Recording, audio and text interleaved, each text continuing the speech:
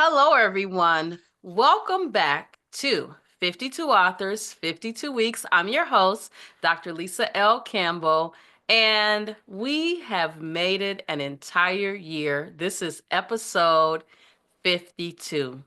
And I know that nothing in life happens for a reason.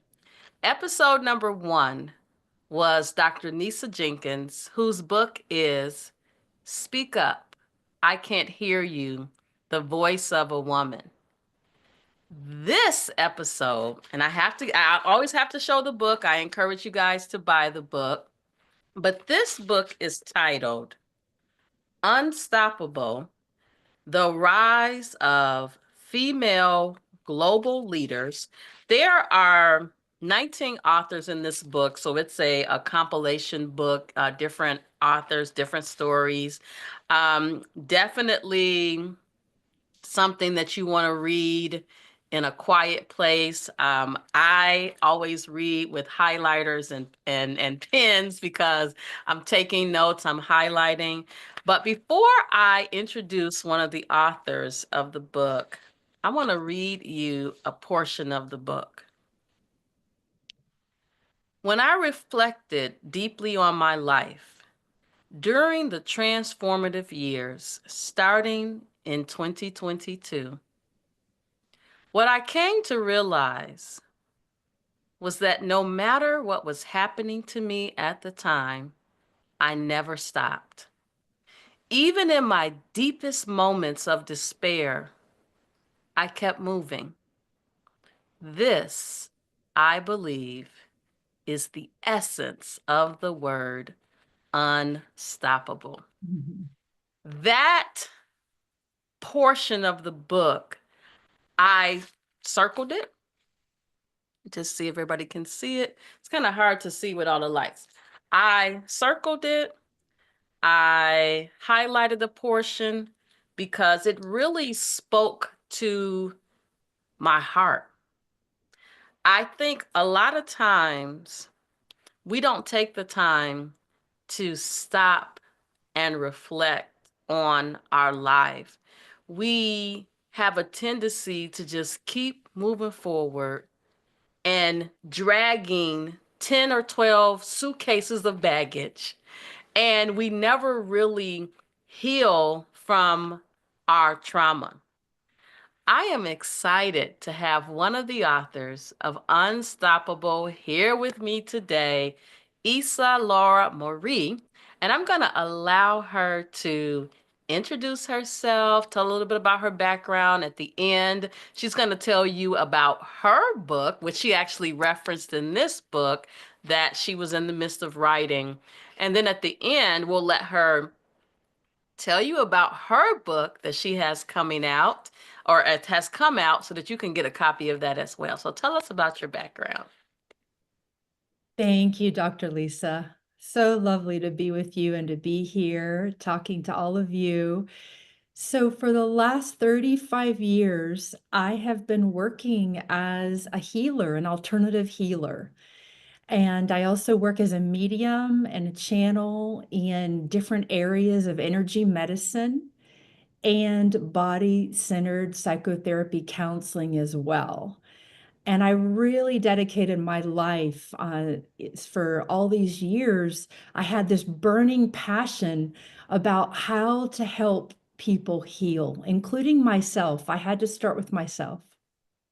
It's interesting that you say that because in the book, you say, and this hit me again, I wish I had known that I would become a healer because I was lost and living in a kind of hell.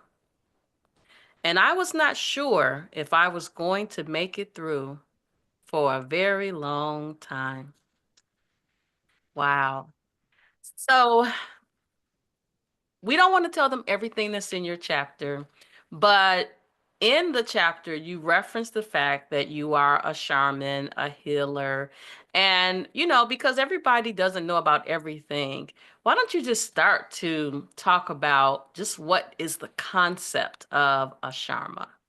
Yes. Thank you. It's such a good question because, in our culture, we have all these different ideas about what a word even means, right?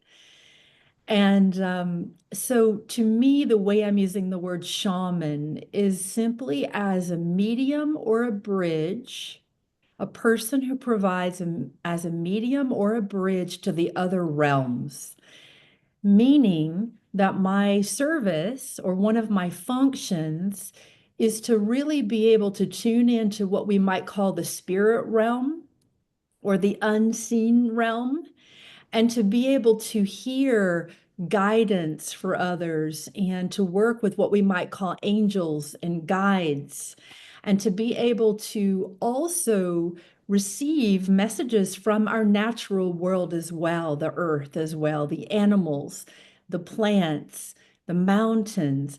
And so a shaman really functions as this bridge of listening and gathering wisdom and information from the unseen realms for their community. And traditionally, as you may know as well, and many people do, in ancient native communities, because this is where the word shaman came from, shamans, it's very typical for someone who takes that path. It's not really something that you want. It's not very romantic like the West has romanticized, but really it does come with a lot of trial by fire, a lot of things that one has to overcome first in themselves. And that's some of the requirements. And I definitely had many of those initiations for a long, long time. Yes, and actually, let me just tell you, I'm a crier, and so when I was reading part of your chapter, um, I had some moments of sadness. I had moments of joy when I saw you finding yourself, Mm. healing yourself. And again, I have to say this, we all need those moments of reflection because we're carrying too much baggage. We're wearing too many masks. Today you can buy whatever you want to buy and put it on your body. Whether it's hair, nails, all the things. But when you get to the place where you have to strip down to the bare bones, that's where you really, really, that's where the magic lies, I believe. Yeah, that is a beautiful statement. And that is the truth. And I would say that I had to get stripped down to the bare bones because, like you said earlier in this beginning, I just kept avoiding and sort of unknowingly running from what was calling inside of me that needed a pause and that needed me to listen to myself. And it took me a little bit of a, they say with hard-headed people, you need a bit of a hit over the head, right? And whoo, it took really repetitive, severe symptoms in my body to wake me up, to get me to stop and go, okay, I need to pause. I need to put my baggage down and listen. So, speaking of pain and listening, so I'm in healthcare, I'm not a physician, but I know about the concept of someone being in pain and no one believes them. And in your case, you went from one physician specialist to the next Yeah. with this pain that you felt in your body, not in your head, contrary to the belief of some of your family members. So walk us through, not the whole thing, because they got to buy it. They have to buy the book so that they can read the story, but walk us through, let's just call them bits and pieces of let's call it the pain and the physical pain, because you had some other pains, but you had this pain that came about that stayed with you for quite a while. That's right. That's right. I had a burning, searing fire in my low back, in my hip, and all the way down my leg. And I had that pain for years, years, you know. And I went from doctor to hospital to specialist to the next invasive testing, and they could not find anything. They would find normal kind of lightweight things, but not really know the cause. And they didn't really understand why my spine and my hip and leg wasn't healing. They were really perplexed. And I had to work very hard. Finally, one day, after seeing the last doctor, I just had this epiphany. I was very young. I think at this point I was maybe 21 years old. And I just said, okay, no one seems to be able to heal me, to help me find what is wrong with my body. And I have to heal myself. I have to find a way to heal myself. And that right there, within 6 months, I met my teacher. And that was the very beginning of the symptom of me healing and the symptoms starting to relieve from my body. Wow. Now, I'm gonna tell this part from the book because you we don't have time to tell everything. But when this pain first hit, you were hiking and you were in excruciating pain. Let me just tell you, I have a low tolerance for pain. You were in excruciating pain. And instead of allowing a medevac to pick you up and take you to where you needed to go, you made the unstoppable decision to go back down and go and seek help. Why? What made you Yeah, take that route? that's a really good question. So I was tenacious. I am tenacious and a really hard worker. And I had really grown up in a family, where the mentality was you have to work hard, there's going to be pain, and you have to push through that pain. And it was taboo to quit, to ask for help. It really was just programmed into my brain, I have to do this if I'm a good person. And that was really part of the whole trauma that was happening with me unknowingly that I didn't realize until later. And when I got this searing pain, I was working for the Park Service in the middle of nowhere. I was over 10,000 feet in the Alpine, 26 miles from the nearest dirt road. And I thought, oh, it didn't even occur to me that I would allow a medevac. I just was like, I have to do this. I have to be strong, right? That was the kind of the motto of the family. I have to be strong and push through. And I hiked out that 26 miles, which was a lesson in itself. Now, I would not do that now. Don't do this at home, folks. Don't, yeah, learn from that, please. I would not recommend what I did. But I made it out and I made it to the doctor, and they still couldn't find what was going on. And that was the beginning, really. Wow.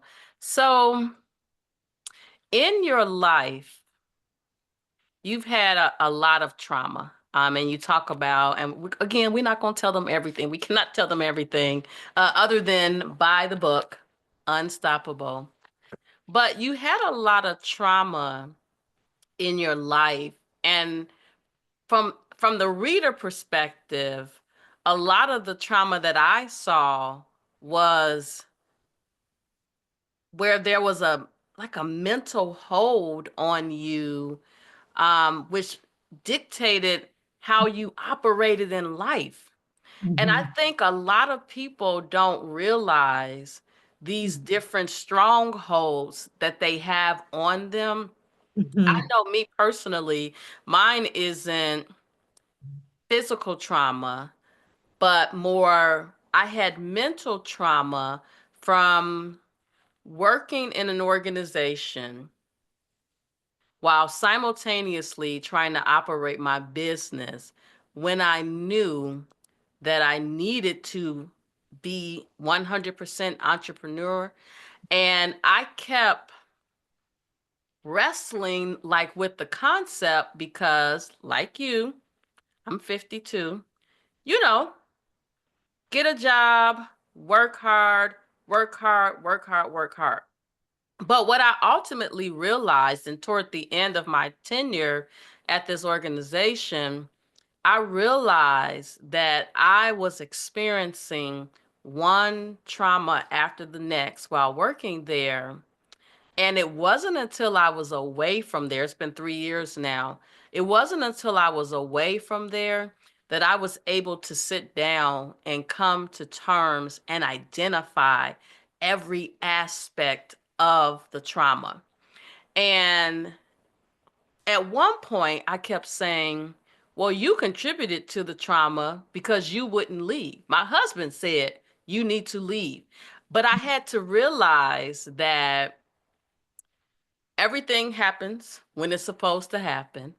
And now that I've moved on, and people say to me, "Oh, I can't believe you left, but you did it. Like we're so proud of you." But not everyone recognizes that trauma and aggressively work. And I'm still honestly working to move past it because people still associate me with the organization, and partially because I recorded some instructional videos that they still have in their system. And when people bring their name up to me, I just say, mm. And then I'm like, yeah, that's me, right? That's you in the video. I'm like, yeah, that's me. But every day I'm healing from that experience. And I've also recognized that I was there for a reason, but also for a season, and my season was up. And so now I've transitioned into where I am today, who you see today. There's that old statement that you don't look like what you've been through. When I think about, I mean, and it's not like you had 10 chapters in this book. You had one chapter. And so all the things that you talked about that you went through in here was a lot. And I'm so happy to see you smiling and on the other side of it and able to move forward. So let's talk about this new book. Now, I don't have a copy of the book, but tell us, and not everything, because everybody needs Okay. to go to Amazon and get their own copy. I am a firm believer in that you want to learn more about a book, you need to go and read it. But tell us about how this your own book developed and what you want our listening viewing audience to know to get them to want to buy the book. Okay, I sure will. I'll show you a visual, all of you out there, so you can see what it looks like. And so I have you ever felt like a burning, compelling urge where you know you have to do something and you really don't know why? You just absolutely know that there's this thing that you need to do, right? We've all felt that, right? You feel it in your spirit. That's right. You feel it in your soul and your spirit. And it's like, I just have to do this, right? So I was sitting in a workshop. I won't say too much because that'll give the book away. But the short version is I had that feeling and it came upon me like a wave. And I was like, oh my goodness, I need to do something on the planet to help the level of abuse that's happening, right? to all people. And I quieted myself like I do, and I went inside and I just listened. And I said, okay, God, consciousness, whatever word you want to use, what can I do? What can I do? And I listened and I heard, write your story. And I kept hearing this whispering voice, write your story. And that was the last thing I wanted to do because I'm a private person and I just wanted to move on. I had healed from the story and I was just ready to move on. But this voice kept prompting me, this guidance, this intuition, like you need to share your story with the world and show others what is possible through the worst horrific trauma you can imagine. And it felt like I was being asked to show others like you can do anything. You can heal from anything. Don't ever believe that you can't heal and be better and get better. You can, no matter what has happened to you, no matter what circumstances. And that is why I did what I didn't want to do, is wrote my personal story, quite a bit of it. And part of the book is memoir. Just the first third of my book is story, and it tells what happened to me since I was a little girl and how it really formed and all the trauma that formed my reality and my brain and my body. And then, against all odds, after having a spinal disability and many other diseases that went on in my body, and suicidal, ideation and feelings and all of that, how I overcame that. And I did not do that alone. I overcame that with the help of many, many great teachers and therapists and healers. And I would say God as well, and all the angels in this world that are human and beyond human too. Oh, And I love so that. thank you. And the rest half of the book is really just resources and like things I learned and like tools for anyone. How can you heal anything and move through any challenge and have more inspiration and come into your destiny of what you're here to do and who you are? And that's what the rest of the book is about. Oh, I'm excited to read it from on my 2025 list. A couple of Great. things that you said that just really came to mind for me. Number one, it's okay to not be okay. You need to ask for help. And I firmly believe having written my first book in 2023, which was a memoir, it healed me of a lot of things that I didn't realize I needed healing from.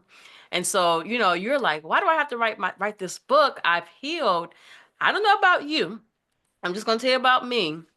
I spent a lot of time speaking my book to the computer so it could transcribe it. And I was crying profusely, one chapter after the next. And I said, okay, God, this is the reason why I needed to do it, right?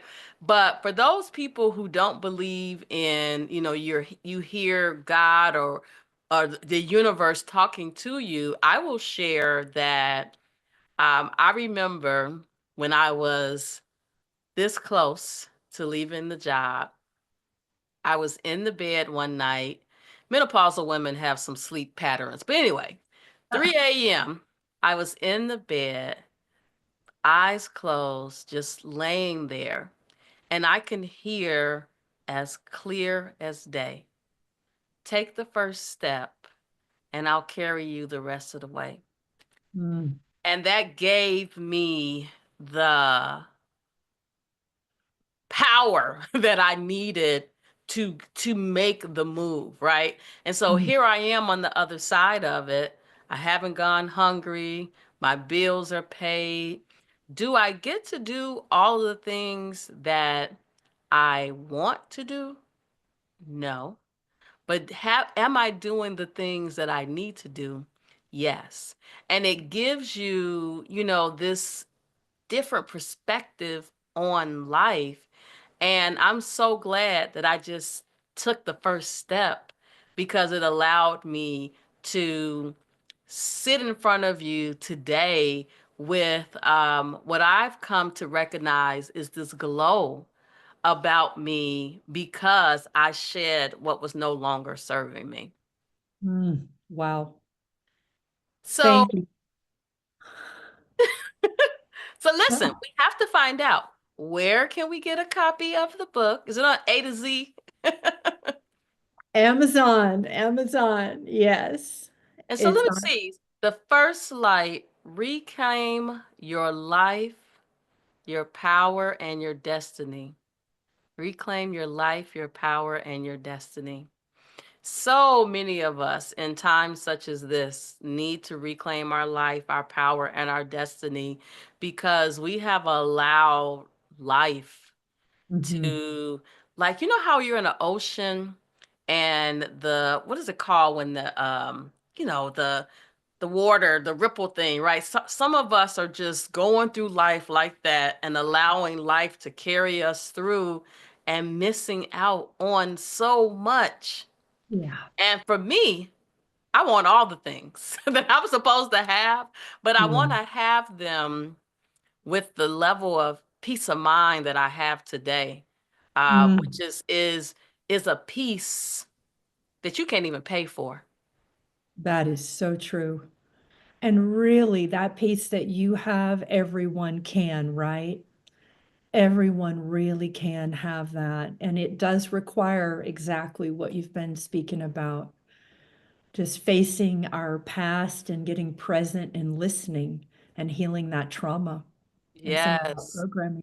You know, when you talk about listening, I think so many of us, and I close my eyes because when I close my eyes, it literally shuts the world out. Yeah. But I think a lot of us spend so much time trying to be like everybody else, trying to present this persona like all is well and all is not well. And we Yeah. can tell that all is not well, but the person needs Yeah. to get to the place where they're there. So, do you have any final words for our audience? We want them to buy the book, so show them the book one more time. And Well, first light, reclaim your life, your power, and your destiny. But any final parting words for our listening, viewing audience? that what I'd like to share is just that I've found over so much time and experience that the greatest help when I've needed it has come from deep inside my own being by listening, pausing, and asking the greater higher power to help me. And if we can just remember to do that simple action, especially when we need help, because that's when we forget, when we're frantic, right? Then it's always been my experience that it shows in some beautiful way. Who knows how it comes to you, right? And that there are so many resources available for us of healing.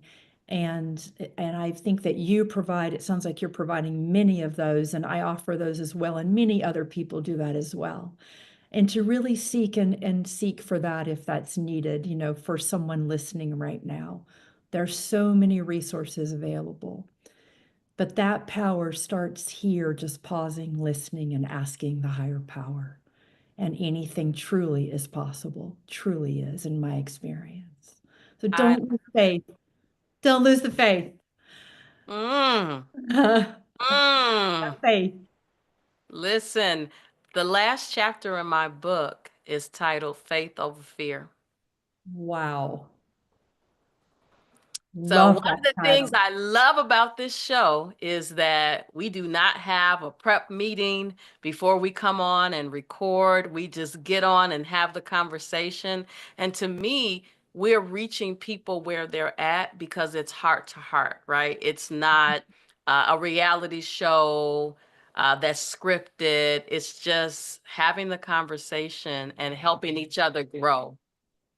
That's right. I wanna say thank you. This is one of the most delightful interviews I've ever been part of. Oh, thank Thank you you so so much. much for And your I'm heart. I'm so excited that we were able to get you on for the very first season, the last episode, because to me, this just closes us out, and letting us all know that we are unstoppable. We just have to do the work. That's right, we are, and we're not alone. We have each other. Absolutely. Well, listen, thank you so much for being the last guest of 2024 for 52 Authors, 52 Weeks. I am your host, Dr. Lisa L. Campbell, and we're coming back next year, 2025, bigger and better before. Happy New Year to you all.